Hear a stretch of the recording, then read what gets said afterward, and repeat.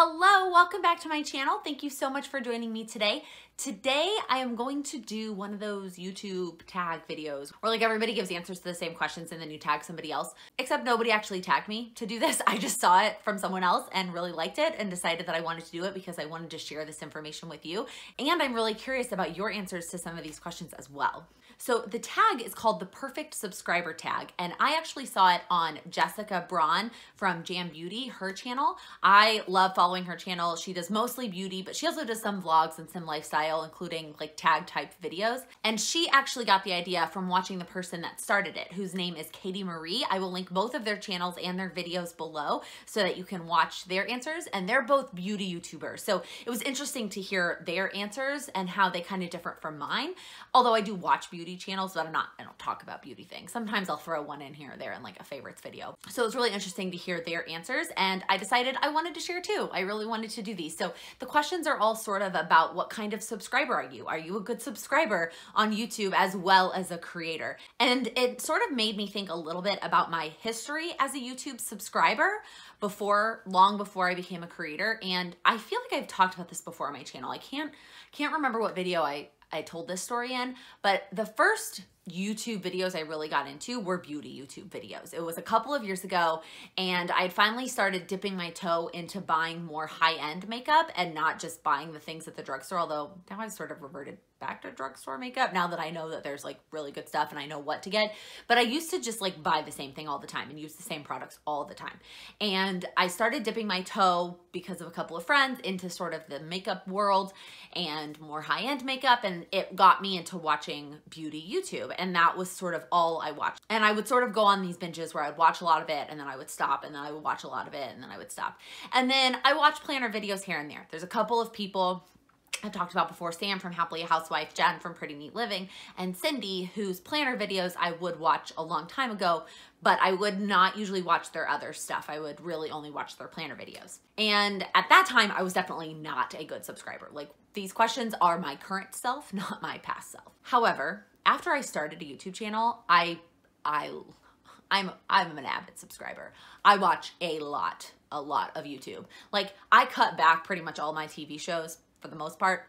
I didn't go back any of my YouTube channels. I love watching YouTube so much more now. I mean, part of it is I understand how much work they put into creating the content they're creating. Part of it is I love getting inspiration. I also love just like branching out and finding other like niche communities on YouTube. So anyways, I want to say that my answers to these questions don't just apply to the planner community. I do watch a lot of different types of YouTube channels. I mentioned some of them before in favorites videos, so just something to keep in mind. But there are 13 questions about what kind of subscriber are you and are you a good subscriber? So let's get right into it. Number 1, do you subscribe right away when you find a new channel or video, or do you try a few videos first? So first, I find a lot of new channels usually by old channels that I watch. Not old, but you know what I mean. Channels that I already watch. And so those ones I'm a lot more likely to click subscribe automatically based on the recommendation from somebody else. And then after like a couple of their videos come in my feed, if I'm watching and enjoying those videos, I'll stay subscribed. And then if I don't, then I usually will, then I will unsubscribe. If it is a new video or channel because it was in my like recommended section, and that particular video got my attention, or a search, I'm searching for something. Now, if I'm searching for something specific, I'm probably not gonna subscribe. Like, I'm gonna find the answer that I need and move on. But if it was like in my recommended section, I'll watch it. And then if I get through like the whole video or most of the whole video and I really enjoyed it, then I will usually go specifically to their channel and see what some of their other videos are, watch a couple of their other videos, and then if I like that, then I will click subscribe. If it seems like just that one video is perfect for me, but I'm not really into their other videos, then I probably won't click subscribe, although it depends. Like with Jordan Page, I found her because her block scheduling video showed up as a recommended one, but then when I went to her channel and a lot of her other stuff was mom stuff, I was like, well, this probably doesn't really apply to me, but like I'm obsessed with her and her personality, so like I'm gonna subscribe. So I guess it kind of depends. That's a bad answer. All right, number 2, does the make sure you subscribe mantra ever sway you to subscribe? Because I'm a creator, I think the answer to that is no. Like when people say like, make sure you click that subscribe button, click the notification bell, like it kind of goes in one ear and out the other because I say it myself and like, that's kind of, you're supposed to say it. But I do think that for people who don't have a YouTube mindset, like I'm always thinking about the possibility of subscribing because I have a channel. So I think for me it doesn't, but I'm curious, I'm really curious to know if that has ever swayed you on a video before, the make sure you subscribe. Either let me know if it bothers you at the beginning or at the end. Cindy talked about this in a recent video where she doesn't do it at the beginning because it's like, I just want to get into the video, and I feel the same way. Like I'm not going to go through a blip at the beginning that says subscribe. Like you just clicked on this video. Like you don't know if you really want to subscribe or not. So anyways, I'm really curious about your answer to that question. Okay, number 3, how many channels do you have the notification bell turned on for? 0. I've talked about this in other videos. I don't have notifications turned on my phone in general for literally anything except for phone calls and text messages. I don't even have them on for emails anymore, which has been amazing. But anyways, I like to keep my subscription feed where pretty much everything that's in there is something that I want to watch. So I know that when I go there, I'm gonna wanna watch all the videos, so I don't feel the need to turn on notifications. Also, the channels that I really do love and like adore, I know what their upload schedule is and I know when their new videos are gonna come, and so I don't necessarily need the notification bell turned on, if that makes sense. Well, this kind of leads us into our next question. Number 4, do you watch every video from your subscription feed or only your favorites? I would say that I watch 90% of the videos in my subscription feed. Again, I want my feed to be something where I go to it and I can just click play and like I want to watch all of the videos. In fact, I recently unsubscribed to The Ringer, so if you don't know who The Ringer is, they're like, I don't know, they're a media conglomerate, and I found them originally through podcasts, their Game of Thrones podcasts, and then I realized that they also posted YouTube videos related to Game of Thrones, and so I found one of theirs. It was when they were breaking down the season, what season are we on? 8 trailer. So I automatically subscribed. Like I love the 2 people. It's the same 2 people that do the podcast, that do the YouTube videos. Great. Turns out they also post on their YouTube channel all the other stuff that The Ringer does. So they do NBA stuff. They do, I don't even remember what other things they do. But as soon as that stuff started clogging up my subscription feed, I was like, unsubscribe. I'll just go searching for the Game of Thrones ones when I feel like watching Game of Thrones stuff. Or to be honest, they now show up in my like suggested section. I forget what that section is called, but you know, you have like your subscription feed and then there's like the home page that has suggested. It always shows up there now, so I can just find them that way. So my subscription feed, again, is pretty much, I'm gonna watch all of them. The only ones that I really skip over are the budget related. There's a couple of people that I'm subscribed to who I like their planner related videos. They budget on paper, and we've talked about this. I can't budget on paper, it's just not for me. I'm an Excel girl, so I don't watch their budget videos. Otherwise, I watch pretty much every video in my feed. Number 5, how many channels do you never miss an upload for, no matter how busy you are? Okay, so the no matter how busy you are part of this question kind of annoys me, because like, there are times that I'm so busy that I get like backed up on even my favorite channels, and those are channels that I try to watch like the day that they upload, but that's not even possible all the time. Like, so needless to say, there's nobody that I will watch no matter how busy I am. But there are channels that I do try to watch the day that they upload or the next day because I just love them that much. And I talked about those in my top 10 favorite YouTube channels, which I will link in the cards above and below. Go watch that video if you want to know the 10 channels that like I pretty much watch as soon as they release. Number 6, what kind of commenter are you? So I feel like this is kind of vague. This is kind of a vague question. Most of the time, I will only comment if I really have something to say.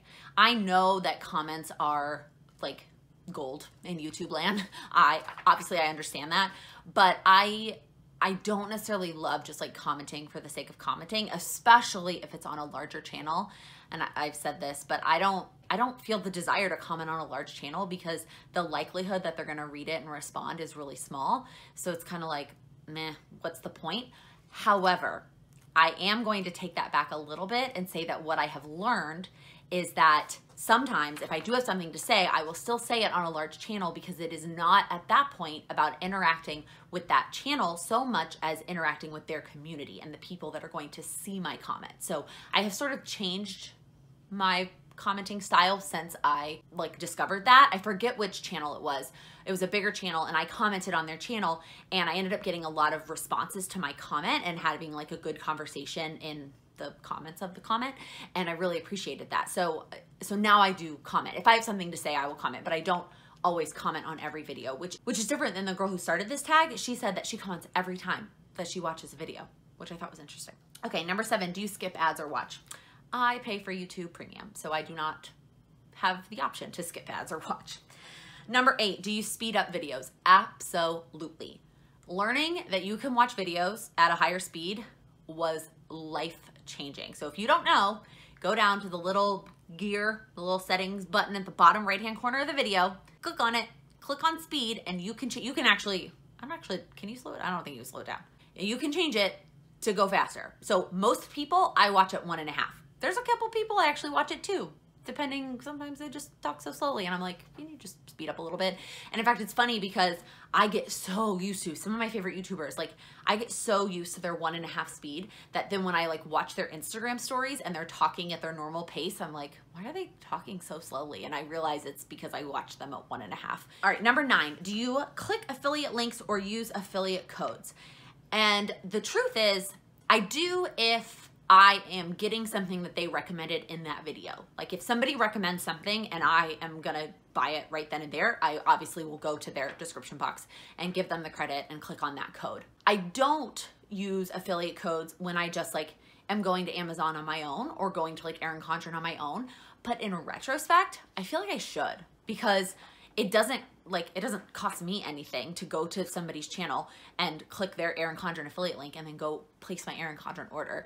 So in retrospect, I should more. I only do it usually if I'm clicking on something that they recommended in their video. Number 10, what is your preference when it comes to video length, your sweet spot? I think they're asking as a viewer. I don't really have a preference, to be honest. I think that the video length is appropriate to the content. If you're providing valuable content, I don't really care if it's really short or really long. I think sometimes I will watch videos at different times depending on their length. So like I know pretty much how long my subway ride is, and I try and watch a video that's gonna fit that subway ride at 1.5 speed pretty perfectly.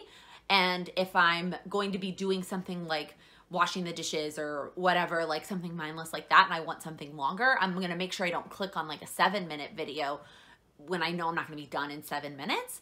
So I may watch different length videos at different times, but I'm discriminate against video length. As long as you're providing valuable content, I don't care about the length. I will say, I pretty much always watch videos through to the end. I very rarely click out of a video of somebody I'm subscribed to. A new video, that's not necessarily the case, but if somebody I'm subscribed to and I'm watching their video, I pretty much always watch it through to the end. Partially because I just want the content and I like hearing the information, and then partially because I know how valuable it is to their statistics for me to watch it to the end. Do you thumbs up most videos? Not as much as I should. I thought this was interesting. The person who started this tag talked about how she always thumbs it up at the beginning so that she doesn't forget. And I always thought that was interesting. So I'm like, why aren't you thumbing up the video because you liked the video, not just because you want to get them a thumbs up? But thumbs up are like comments, like it's kind of like gold in YouTube land. And so now I'm thinking like I should just thumbs up the video at the beginning when I'm thinking about it, and not like waiting for something to inspire me to get the thumbs up. It is always so interesting to see the ratio of like thumbs up to like the number of views for any channel, because it's so much lower, like the number of people that use the thumbs up, thumbs down. Now, the question is, what's the point of the thumbs up, thumbs down? Is it to say, I really like this video and I hope that you keep creating more? Because I think that's how a lot of creators interpret the thumbs up, is that if you're giving it a thumbs up, you must really like this video and want more videos like this. Or are you thumbsing up every video? Just say, hey, I like you and I like the content that you create in general. I like you as a creator. I don't know. I would also really love to know your answer to this question in the comments. Do you thumbs up? And then we're gonna move into question number 12. Do you ever thumbs down a video? Because I think that creators take it the same way. If you're thumbing down a video, it's because you don't like that video. Although when people thumbs down a video and it hasn't even been up the length of the video, I'm like, how do you already not like this video? You haven't even had time to watch the whole thing. So I'm curious if you view thumbs down the same way. Are you thumbsing down a video to say, I don't like this type of content? And if so, like, that's great. I think that's the purpose, so that the creator knows that you don't want more content like that, that is a thumbs down.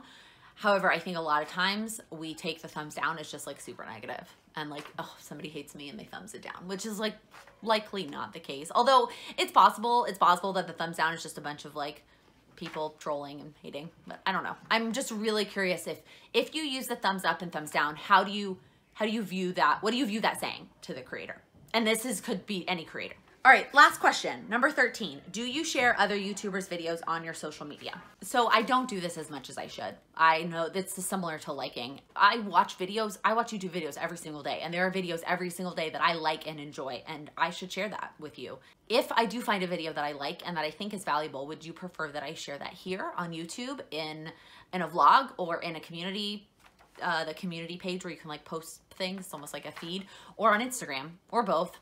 Or the other people I watch said they do it a lot on Twitter. I haven't really figured out Twitter, so that's probably not the best option, but let me know if I do have a video. I'll talk about channels that I like in different forums, but I rarely share like explicit videos, like you should watch this video, but I feel like I should, because I watch a lot of great videos that I really like. All right, that is it. Those are all the questions. That was so much fun. I'm not a perfect subscriber, that's for sure, but I am an avid watcher, and I definitely give the channels that I love my watch time, and I will go back and watch old videos as well. I will put all of the questions in the description box, so if you are interested in doing this tag, definitely go for it. Make sure that you give the original creator, Katie Marie, credit for creating the tag.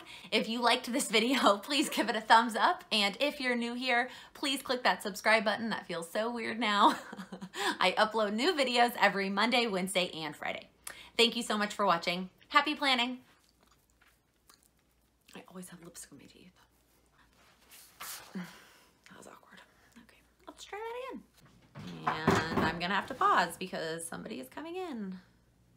In fact, I recently unsubscribed. In fact, I recently oh my God, why can't I say that word? Our lobby is so loud. That's the one negative, being on the first floor. When somebody's in the lobby, it's like just so loud.